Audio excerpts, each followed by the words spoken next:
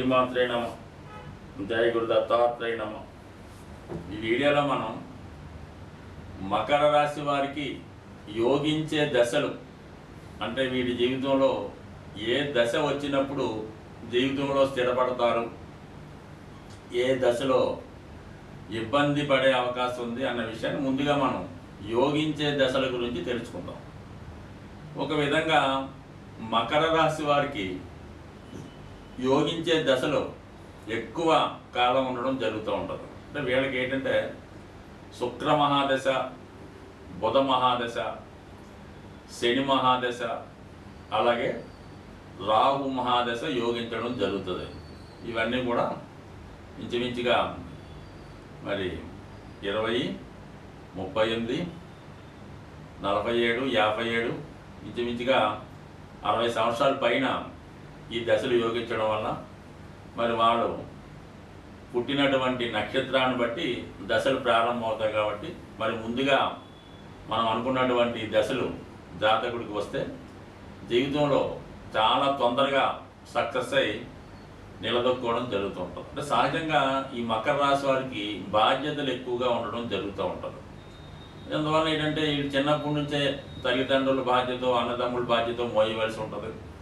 సహజంగా వీళ్ళు జన్మించిన తర్వాత ఏదో కారణాల వల్ల వీళ్ళ తల్లిదండ్రులు ఇబ్బందులు పడుతూ కామన్గా తల్లిలో తండ్రో దూరం అవుతూ ఉంటారు అన్నమాట. ఈ లగ్నంలో జన్మించిన వాళ్ళకంటే దూరం అంటే ఆ దూరం కాదు, ఏదో ఫిజికల్గా ఏదో కారణాల వల్ల మరి ఈ మకర రాశిలో లగ్నంలో జన్మించిన వారు తాతగారి దగ్గర పెరగడం కానీ, కేవలం తల్లి దగ్గర పెరగడం కానీ జరగడం జరుగుతూ ఉంటుంది. అందువల్ల సొంతంగానే వీళ్ళు ధనాన్ని సంపాదించి ఆ బాధ్యత తీసుకోవాల్సి ఉంటుంది.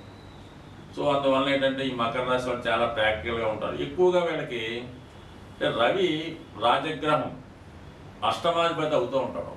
అందుకని ఏంటంటే పాపం ఈ తండ్రి కారకుడు రవి అష్టమాధిపతి అవటం వల్లనో, ఆత్మకారకుడు అష్టమం అవటం వల్ల, ప్రభుత్వం అష్టమం అవటం వల్ల వీళ్ళకి ఈ ప్రభుత్వ రంగ సంస్థల్లో చిన్న స్థాయి ఉద్యోగాలు, అంటే సబార్డినేట్గా, అంటే క్లాస్ 4 అటెండర్ స్థాయి, డ్రైవర్ స్థాయి ఉద్యోగాలు ఎక్కువ మంది ఈ మకర లగ్నం వారికి రావడం జరుగుతూ ఉంటుంది. అలాగే వారసత్వంగా వచ్చే ఉద్యోగాలు అన్నమాట. అంటే ఫాదరు ఏదో వారసత్వంగా జాబ్ చేస్తూ ఉంటాడు, దాని తర్వాత ఈ అబ్బాయికి అదే ఉద్యోగం రావడం జరుగుతూ ఉంటుంది. సాధారణంగా మున్సిపల్ కార్పొరేషన్లోను, ఈ పంచాయతీల్లోనూ ఎక్కువగా రావడం జరుగుతుంది. అంటే అందరి విషయంలో అలా కాదు, కొందరి విషయంలో మాత్రం ఇది అనుకోవాలి, మిగతా పెద్దగా ఏం ఫీల్ అవ్వద్దు. కామన్గా ఈ రాశి వారికి స్ట్రగుల్ ఉంటుందని చెప్పడం జరుగుతుంది.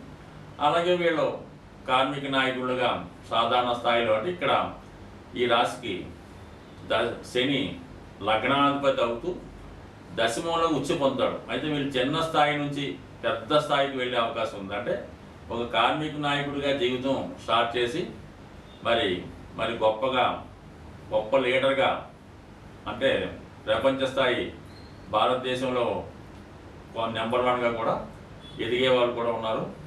అమెరికా రాష్ట్రాన్ని కూడా ప్రెసిడెంట్లుగా చేసిన వాళ్ళు ఈ మకర లగ్నం వాళ్ళు కూడా ఉన్నారు. బట్ ఏదైనా కామన్గా ఈ మకర రాశి వాళ్ళు ప్రారంభంలో జీవితంలో కష్టాలు అనుభవించి తర్వాత పైకి రావడం జరుగుతుంది. వీళ్ళకి శని మహాదశ జీవితంలో బ్రహ్మాండంగా యోగిస్తుంది. మరి ప్రారంభంలో ఈ దశ వచ్చినా, చదువుకున్న టైంలో ఈ దశ వచ్చినా చాలా ప్రాక్టికల్గా అటు కుటుంబ బాధ్యతలు మోస్తూ, తనకు తాను పోషించుకుంటూ, తనకు తాను ఇంప్రూవ్మెంట్ చేసుకుంటూ, ఒక క్రమశిక్షణగా చాలా నిజాయితీగా రావడం జరుగుతుంది. మొత్తం మీద ఈ మకర లగ్నం వారికి శని మహాదశ వస్తే జీవితం స్థిరపడిపోయినట్టే. దాని తర్వాత ఇంక జీవితాంతం వారు దేనికోసం బాధపడక్కర్లేదు, అంత ఉన్నత స్థాయికి తీసుకెళ్తూ ఉంటుంది. అటు ధనాధిపతి అవుతుంటాడు, ఇటు దశమ స్థానంలో ఉచ్చి పొందుతూ ఉంటాడు. అయితే దాని తర్వాత శుక్ర మహాదశ, అంటే శుక్రుడు ఈ రాశి వారికి యోగకారకుడు, పంచమ దశమాధిపతిగా అటు సంతానాన్ని, అటు ఉద్యోగాన్ని, అటు భార్యని, అలాగే కంఫర్ట్స్ని ఇవ్వడం జరుగుతూ ఉంటుంది. ఒక సంతోషకరమైన జీవితం ఈ శుక్ర మహాదశలో వీడు పొందడం జరుగుతూ ఉంటుంది.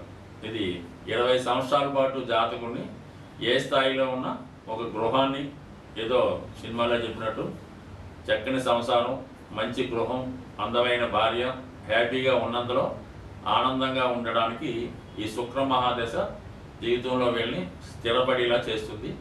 అయితే ఇమీడియట్గా వచ్చినటువంటి రవి మహాదశ జాతకుడికి చాలా వరకు పనిష్మెంట్ ఇస్తుంది. కాబట్టి శుక్ర మహాదశలో కూడా చాలా జాగ్రత్తగా ఉండవలసి ఉంటుంది. అంటే ఎలాగా, చాలా నిజాయితీగా చట్టానికి లోబడి మన ధర్మానికి లోబడి ఉండవలసి ఉంటుంది అన్నమాట. అలాగే శుక్ర మహాదశలో ఏదైనా తప్పు పని చేస్తే తర్వాత వచ్చే రవి దశ శుభ్రంగా క్లీన్ చేస్తూ ఉంటుంది అన్నమాట. ఏదైనా శుక్ర మహాదశ అన్నది ఈ జీవితంలో సుఖపడే దశ, శని మహాదశ స్థిరపడే దశ.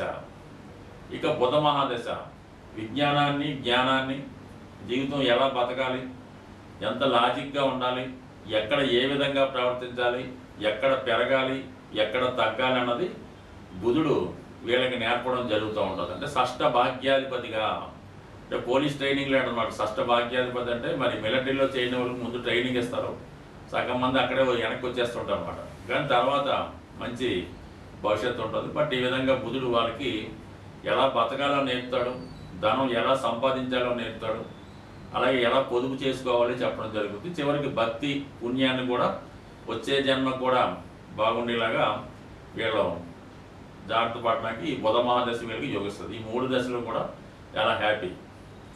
అయితే ఇంకా రాహు మహాదశ.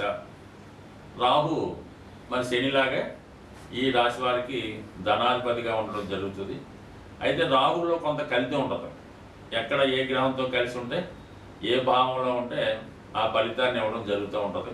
మరి వీళ్ళకి మిథునం కన్యలో ఉన్న, సింహంలో ఉన్న, వృషభంలో ఉన్న, సో ఏదైనా ఈ సినిమా పరిశ్రమ వాళ్ళకి, ప్రస్తుతం ఉన్నటువంటి సాఫ్ట్వేర్ రంగం వాళ్ళకి సులభంగా తొందరగా ధనం సంపాదించి ధనాన్ని ఇచ్చి గ్రహం రాహు గ్రహం. అందువల్ల ఏంటంటే వీళ్ళు కొద్ది వరకు మరి చట్టానికి వ్యతిరేకంగా అవినీతి మార్గాల ద్వారా, అంటే ఏదైనా గవర్నమెంట్ ఆఫీసర్గా ఉంటూ కోట్ల రూపాయలు సంపాదించే విధంగా ఈ రాహు మహాదశ ఈ మకర రాశి వారికి ఉంటుంది. అంటే చేసేదేమో చిన్న ఉద్యోగం ఉంటుంది, ఏ మామూలుగా ఒక ఆర్ఐ స్థాయో లేదంటే ఒక ఎస్ఐ స్థాయో ఉంటుంది. కానీ ఎవరో సంపాదించినటువంటి కోట్లు సంపాదిస్తూ ఉంటారు, చివరికి ఇబ్బంది పడడం కూడా జరుగుతూ ఉంటుంది. సో ఏదైనా రాహుదశ కూడా కొంతమందికి మంచిదనే చెప్పుకోవాల్సి ఉంటుంది. బట్ ఏదైనా ఈ 4 దశలు వీళ్ళకి అనుకూలిస్తాయి. ఇక బాగా ఇబ్బంది పెట్టే దశ రవి మహాదశ, అష్టమాధిపతి కాబట్టి అప్పటిదాకా వీడు చేసిన దాన్ని బట్టి వీటికి ఆ సంపాదించిన ధనం, పేరు ప్రఖ్యాతులు ఉండాలన్నా, ఆ పేరు ప్రఖ్యాతులు పోవాలన్నా, ఉద్యోగం ఉండాలన్నా, ఉద్యోగం పోవాలన్నా రవి నిర్ణయిస్తాడనమాట.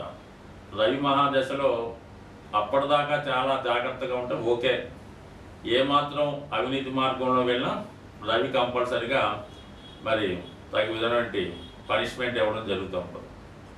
ఇక చంద్ర మహాదశ ఈ రాశి వారికి సప్తమాధిపతి అవడం వల్ల ఒక విధంగా చంద్రుడి యొక్క బలాన్ని బట్టి ఆధారపడి ఉంటుంది అన్నమాట. అంటే చంద్రుడు మనకి ఈ తిథుల ప్రకారం ఆ చంద్రుడికి అధిపతులు మారుతూ ఉంటారు అన్నమాట.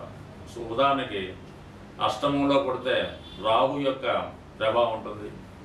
ఈ విధంగా కొంత ఆ సబ్జెక్టు వేరుగా మొత్తం మీద అంటే చంద్రుడి యొక్క స్థితిని బట్టి ఫలితం రావడం జరుగుతూ ఉంటుంది. అందుకనే మకర రాశి వారికి వివాహం తర్వాత జీవితం ఒకలా ఉంటుంది, వివాహానికి ముందు ఒకలా ఉంటుంది. కాబట్టి మొత్తం మీద చంద్రుడు పెద్దగా వీరికి యోగించడం, అంటే రవి ఇచ్చిన ఫలితం ఇంచుమించు చంద్రుడు కూడా ఇచ్చేస్తుంటాడు అనమాట. ఆ విధంగా ఉంటుంది. కుజుడు చాలా వరకు సొంత గృహాన్ని ఇచ్చినప్పటికి కూడా కొంతవరకు అన్నదమ్ముల వల్ల ఇబ్బంది పెడుతుంటాడు, వైవాహికంలో చికాకులు వస్తుంటాయి, అధికారుల వల్ల ఇబ్బందులు. మొత్తం మీద కుజుడు ఇబ్బంది పెట్టే గ్రహం, రవిచంద్రులో ఇబ్బంది పెట్టే గ్రహం. ఇంకా గురువు సాధారణంగా ఏంటంటే ఎవరికి పెద్దగా కష్టపెట్టడం కానీ తెలియకుండానే కొంత ఇబ్బంది పెడుతూ ఉంటాడు. అందువల్ల ఏంటంటే గురు దశ కూడా పెద్దగా యోగించే అవకాశం లేదు. బట్ ఏదైనా మకర రాశి వారికి 4 దశలు యోగిస్తూ ఉంటాయి.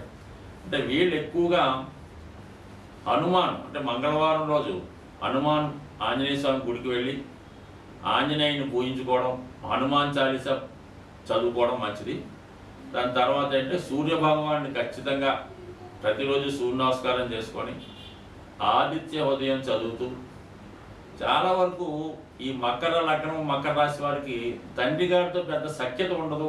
ఏదో విధంగా స్ట్రగుల్ ఇబ్బందులు ఉంటాయి కాబట్టి వీళ్ళు తండ్రి గారితో స్నేహంగా ఉన్నట్టు ఉండాలి. అంటే ఆయన చెప్పినట్టు వినడం, ఆయన యొక్క అవసరాలు చూడడం, ఈ విధంగా ఫాదర్కి అంటే ఒకవేళ తండ్రి గారు లేనప్పుడు తండ్రి సమాన వ్యక్తుల్లో గురువుకో లేదంటే భగవంతుడికో సేవ చేసుకోవడం వల్ల ఈ మకర రాశి వారికి చాలా వరకు జీవితం ఉన్నంతలో ఆనందంగా ఉండే అవకాశం ఉంటుంది. స్వస్తి.